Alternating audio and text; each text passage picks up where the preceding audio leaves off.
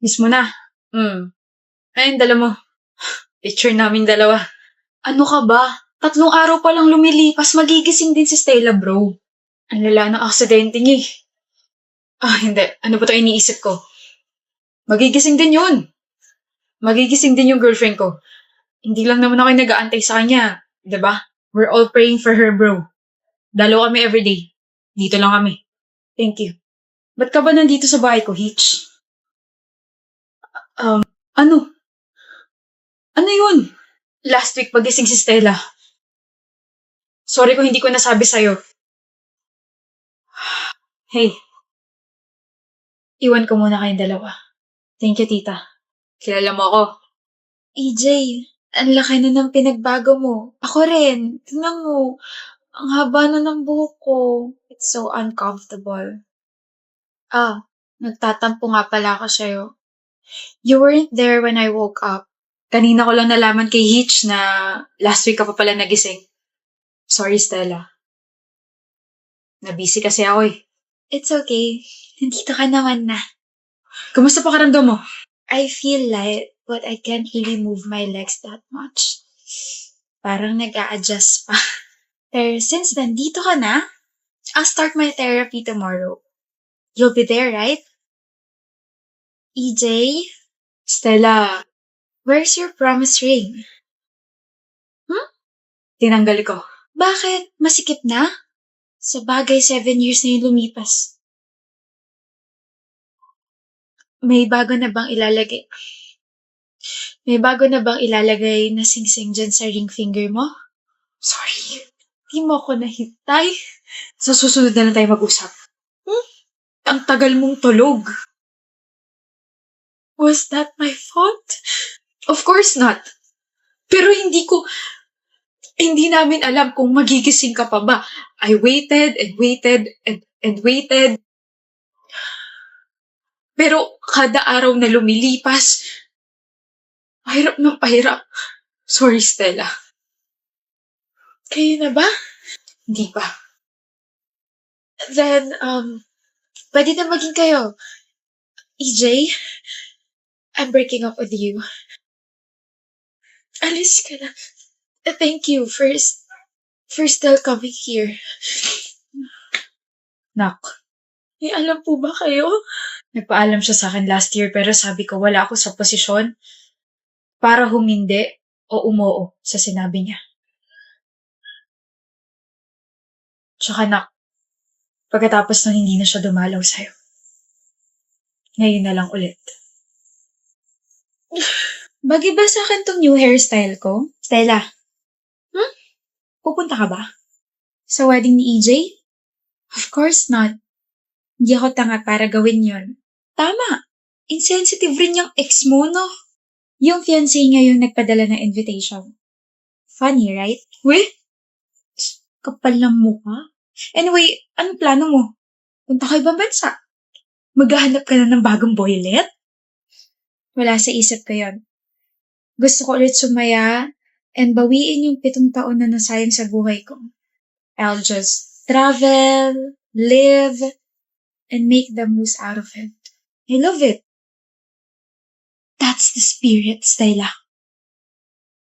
Thank you kasi sinagot mo na ako. You deserve it, Fred. Pinakita mo sa akin na you're worth it and besides, gusto talaga kita. I'll be good to you, Dea. I'll be your best boyfriend ever. Mamahalin kita, iingatan kita, and I'll keep my promises. Remind ko lang na alis tayo bukas ha. Sasama tayo sa outing nila mama. Okay, B. Huwag kang mag-short day ah. Huh? Pero mainit, tsaka sa resort tayo pupunta. Hindi ka rin pwede mag-bikini. Wear something that can cover your whole body. Ito na naman ba tayo, Fred? Magsiswimming tayo, hindi tayo pupunta sa malamig na lugar. Hindi ka nga pwede mag-short. Gawin mo na lang yung sinabi ko. Okay? Di magsi-sleeveless na blouse na lang ako. Di wag ka na lang sumama. Buisit. Poppy, anong ginagawa mo rito sa bahay? Ano sabi mo? Gagala ka? Oo, di ba tinext ko na sa'yo? Gagala kami ng friends ko kasi friends rin namin ngayon, which we've been doing every year. I also sent you the other details like manonood kami ng sine, kakain, maglalaro. O anong ginagawa mo rito? Pumayag na ba ako? What? Pasok. Hindi ka gagala kasama ng mga friends mo. Bakit? Pumayag naman na yung parents ko. Ako. Pumayag na ba ako? Di ba hindi pa? Pasok! My friends are waiting for me, Fred. Wawala ako rito. Fred! Gusto mo bang magbasag ako ng gamit? Ha? B, tayo na lang yung magbanding. Di mo lang ako boyfriend. Best friend mo rin ako. Kaya pumasok ka na bago pa mag-init tong ulo ko. Good girl. Sino ka chat mo? Groupmates, wait lang Bea. Nag-uusap kasi kami tungkol sa thesis. Lalaki? Anong lalaki? May lalaki ba sa mga groupmates mo? Meron, 2. Block mo. Ano? I-block mo! Sabi ko sa'yo, diba? Huwag kang makikipag-usap sa ibang lalaki. Ayaw ko rin na lumalapit ka sa kanila. Pero Fred, groupmates ko to. Ako yung leader. Iba-block ko sila. How can I even talk to my members about sa thesis? Excuse mo ba yan? Parang mang lalaki ka? Ikaw pumili ng mga members mo, no? Malandi ka talaga. Yung prof namin yung pumili ng members. Ano ba? Ako o yung mga groupmates mo mga lalaki? Ano? Mamili ka! At ito, big issue sa'yo? Fred, nag-aaral lang naman ako. Deya! Ako o yung mga groupmates mo? Yung thesis ko. Sabi yung pumili ka eh. Yung groupmates ko. You're choosing them over your boyfriend for 2 years? Kailan mo lang naman nakilala yan ah? Kailan mo lang naman mga nakasama yan ah? Pinapapili mo ako, diba? O yan, nakapili na ako. Ano? Mabibigyan mo ba ako ng grade kapag ikaw yung pinili ko? Gagraduate ba ako kapag ikaw yung pinili ko? Ikaw ba yung madidisappoint kapag hindi ko na itawid to? At higit sa lahat, ikaw ba yung nagpapaaral sa akin, ha? My gosh, Fred! Hindi pa ba sapat yung assurance na binibigay ko sa'yo simula nung maging tayo? Araw-araw, gabi-gabi, sinasabi ko sa'yo lahat. Hinibigyan din naman kita ng access sa phone ko. Wala akong tinatago sa'yo, pero bakit ganyan ka sa akin? Kulang na lang pagbawalan mo na rin akong kitain yung mga magulang ko tsaka yung mga relatives ko eh. Okay. I just love you. Okay? I just love you, Dea. Well, selfish ang pagmamahal mo. Selfish ka. Pagsisisihan mo to. Maghahabol ka rin. I'm so done with you, Fred. Sakal na ako. Magwawala ako rito. Gusto mo, tulungan pa kita eh. Magbabasag ako, Dea. Hindi na kailangan dahil basag na yung ulo mo. Break na tayo. Hoy, Talyer, 10 piso. Talyer ka ng talyer. Tyler nga, kulit mo naman. Napaka-arte. Tunog talyer nga kasi. Dali na, 10 piso. Para saan na naman yan? Naniningil ka na naman eh. Magkakaroon kasi tayo ng mini-event para dun sa favorite prof natin. Ay, pasensyahan tayo dyan. Wala akong favorite prof. Favorite blockmate lang. 10 piso. Hindi mo ba tatanungin kung sino Alexis? Hindi ka ba curious? Hindi. Hindi ako interesado. Boring mo naman. 10 piso. Nandito ka na naman sa harap ko, maniningil ka na naman. Piso. Hindi ka ba napapagod? Siyempre napapagod din ako, lalo na kapag kausap kitang kutong lupa ka. Piso. Ito na.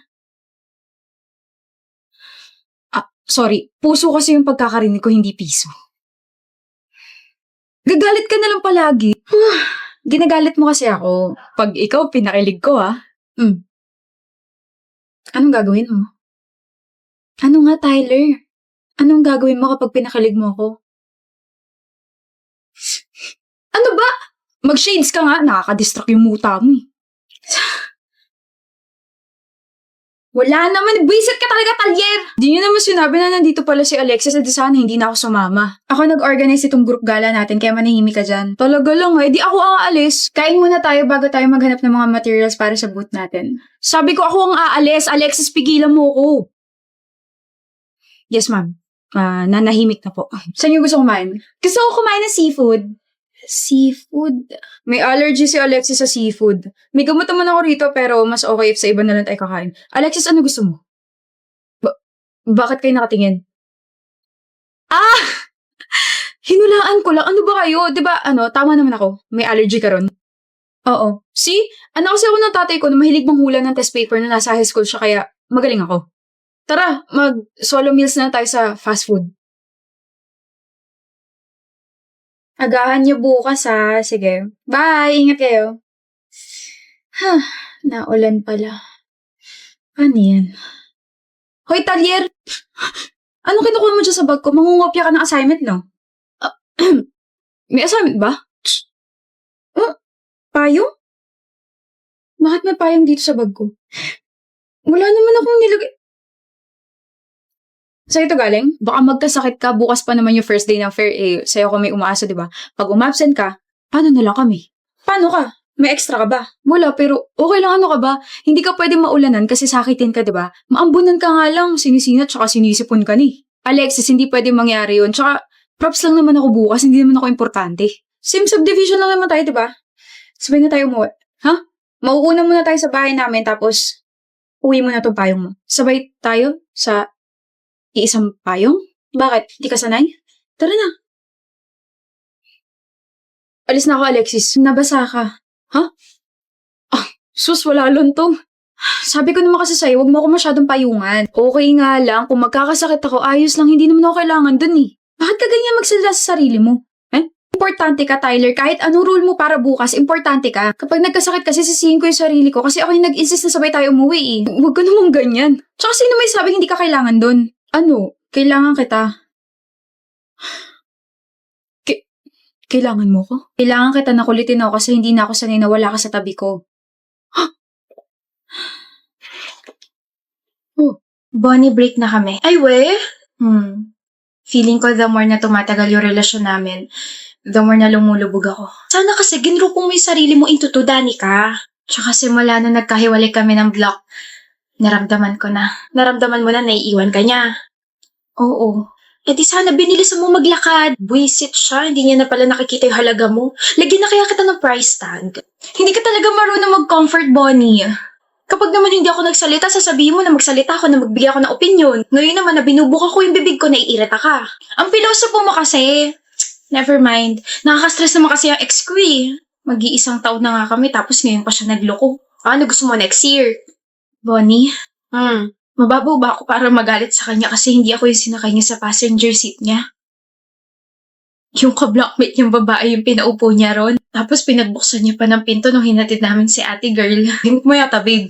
Wow, babe na yung tawag mo sa akin. Kanina nung kasama natin yung blockmate mo, uy lang yung tawag mo sa akin na. Ano, di ka na nahihiya?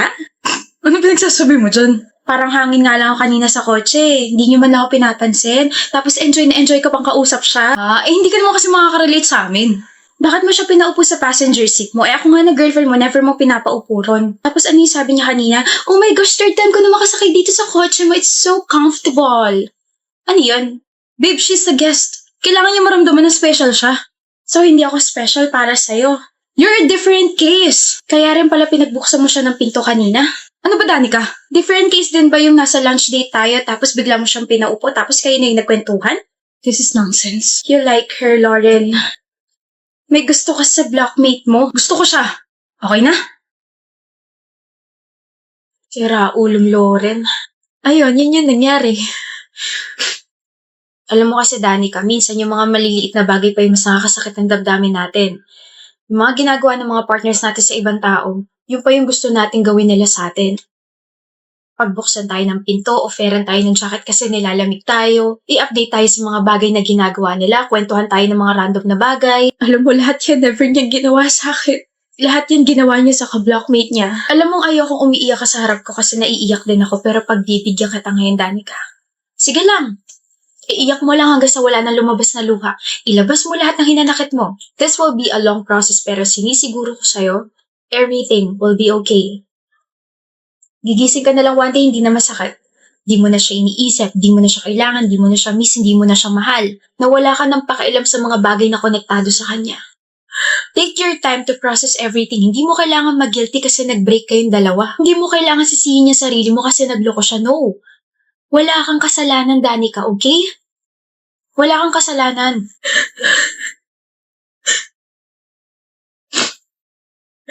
Anak nang lalo pa nga naiyak.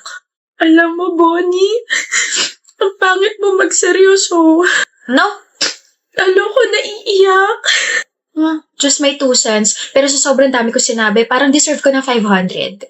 Wait lang. Joke lang, huy. Niloko ka na nga, papaloko ka pa sa akin. Ito na lang tandaan mo. Bestie, kapag kaya mo ng sumugal, tawagan mo ako, okay? Bakit? Para makapaglaro tayo ng pusoy. Bonnie! Joke lang. Unggoy-ungguyan na lang.